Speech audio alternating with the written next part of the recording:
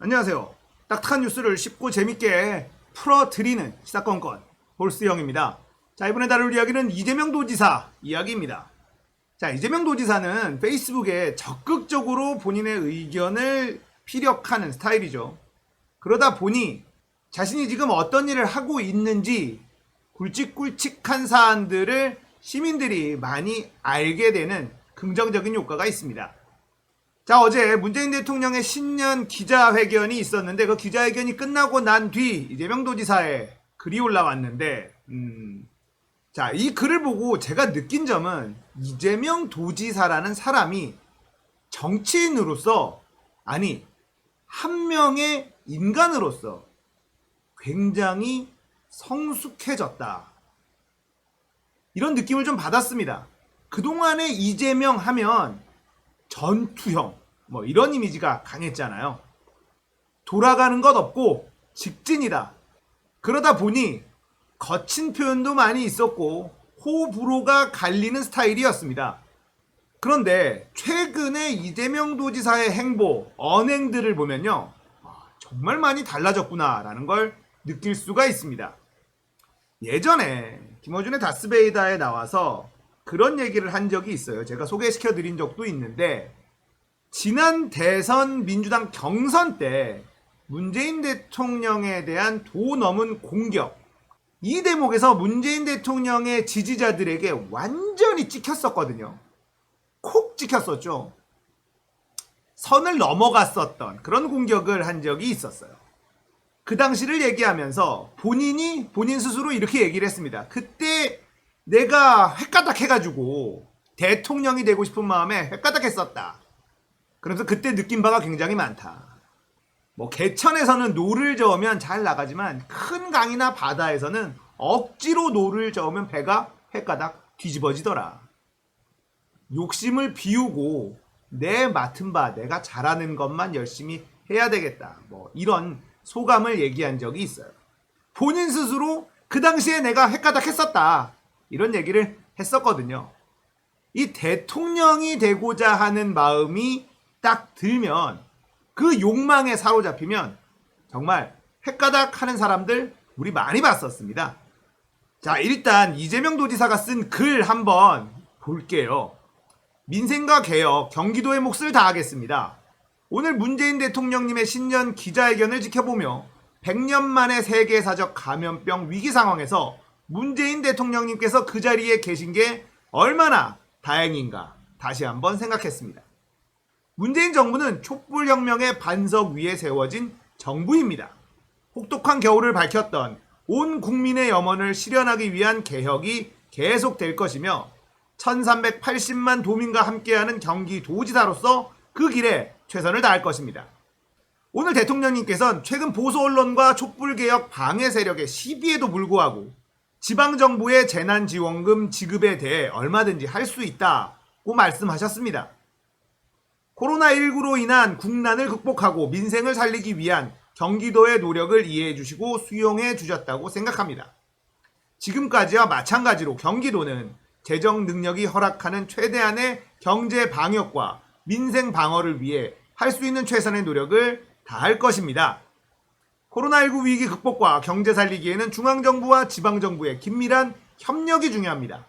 중앙정부가 할 수 있는 몫이 있고 지방정부가 취할 수 있는 몫이 있다고 생각합니다. 그런 쌍끌이 노력이 시너지 효과를 내어 지역 경제를 선순환시키고 나라 경제를 지켜낼 수 있다고 믿습니다. 아울러 오늘 대통령님께서 재차 말씀하신 공공재개발, 역세권 개발의 특단의 공급 대책 조치와 평생주택 철학에 전적으로 공감하며 경기도는 지금까지와 마찬가지로 무주택 국민 누구나 원하는 만큼 거주할 수 있는 질 좋은 기본주택의 실현을 위해 앞장서겠습니다. 우리 국민들께서 지금 너무도 어렵습니다. 코로나로 인한 경제 불황에 골이 깊어지는 가운데 비자발적 실직자는 처음으로 200만 명을 훌쩍 넘어섰습니다. 절박한 상황 앞에 막중한 책임감을 느낍니다. 경기도가 문재인 대통령님의 구상이 실현되도록 민생과 경제를 지키는데 앞장서겠습니다. 자, 이런 글을 썼어요. 예전하고 느낌이 굉장히 다르죠. 자, 얼마 전 김종민 최고위원이 이재명 도지사가 이 4차 재난지원금 보편지급 이야기를 자꾸 하는 것에 대해서 역정을 낸 적이 있었어요. 그리고 경기도에서 이번에 실행하려고 했었던 이 보편지원 한 10만 원 정도 지원하려고 했었던 것에 대한 기자회견을 이재명 도지사가 연기를 했습니다. 자, 이걸 가지고 또 보수 언론 TV조선이나 이런 데서는 공격을 했습니다. 자, TV조선이 어떤 식으로 공격을 했었냐면 이재명이 돌연 회견을 취소했다. 대통령 회견 때문에 연기, 당 의식 안해 이런 식으로 헤드라인을 뽑았는데 이재명 도지사가 이렇게 또 글을 올렸습니다. 참 못된 TV조선 뉴스 조작 그만. 저는 경기도 재난 기본소득과 관련해 당 의식 안해라는 말을 한 적이 없습니다. 정당 민주주의 국가에서 정당을 의식하지 않는 당원이란 존재할 수가 없고 민주당의 당원으로 당의 공천을 받아 경기지사로 당선되어 일하는 주요 당직자인 제가 그런 생각을 하지도 않습니다. 아마도 TV조선의 이번 조작 기사는 당원을 가장한 분열 세력의 갈라치기 소재로 악용될 것이고 TV조선 역시 그와 같은 기대로 조작했을 것으로 보입니다. 이런 사례가 쌓이고 쌓여 고의적 가짜뉴스에 대한 엄중한 처벌과 징벌 배상을 요구하는 여론이 생긴 것입니다. TV조선은 유치한 가짜뉴스 조작 그만하십시오. 이런 글을 썼어요. 자, 문재인 정부와 당에서는 선별지급을 이야기하고 있는데 이재명 도지사 혼자만 보편지급을 이야기하고 있다라고 해서 손가락질 하시는 분들도 꽤나 계시더라고요. 왜 자꾸 딴소리를 내느냐. 당하고 정부에서 이렇게 결정한 것을 따르지 왜 자꾸 혼자만 튀려고 하느냐. 이렇게 지적하고 비판하는 분들이 꽤 계세요. 그런데 제가 지금까지 봐온 바로는요. 이재명 도지사는 당론이 확정되기 전까지는 본인의 생각을 피력하다가 당론이 결정이 되면 그 어떤 얘기도 하지 않고 당론대로 따라갔습니다. 이것이 민주주의이죠. 당론이 결정되기 전까지는 당원들이라면 누구나 자신의 목소리를 이야기할 수 있습니다. 하지만 당론이 결정된 이후에 다른 목소리를 내는 건 해당 행위가 되는 것이죠. 그러니까 금태섭이나 조응천 같은 사람에게 우리가 비판의 목소리를 내는 겁니다. 당론이 나오기 전까지는 다양한 의견이 나올 수 있어요. 그게 민주주의입니다. 하지만 당론이 결정됐음에도 불구하고 다른 목소리를 낸다라고 한다는 것은 그 당을 떠나면 된다. 우리는 이렇게 해석할 수 있는 것이죠. 하지만 이재명 도지사는 최근에 당론이 결정된 이후에 어떠한 다른 목소리도 낸 적이 없습니다. 이낙연 대표의 어이없는 똥볼로 이재명 도지사의 독주체제로 가고 있는데 이재명 도지사의 행보를 보면 대권에 취해 있다? 뭐 이런 모습이 전혀 느껴지질 않아요.